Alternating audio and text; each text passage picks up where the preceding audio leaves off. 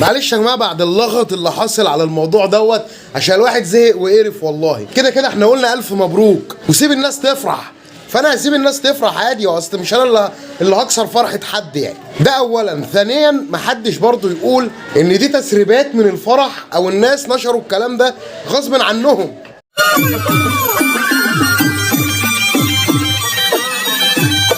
وانا لو بتكلم من منطلق حاجه، فمن منطلق ان انا شفت فيديو زي دوت على الانترنت، وعندي الحريه وعندي راي اقوله وعندي صفحه اتكلم فيها. اللي عنده راي مخالف عنده صفحه يتكلم فيها. ما تفرضش رايك على الناس، ان مش كل الناس زيك.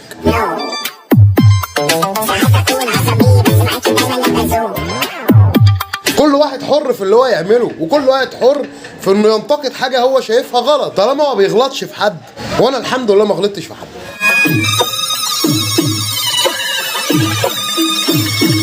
لكن الناس بتاخد كلامي بتستصعبه تقريبا، او بتحسه ان هو صعب، فانا ما اعرفش ليه بصراحه. يمكن الصراحه يمكن الحق بيزعل، مش عارف. على العموم الف مبروك لثالث مره.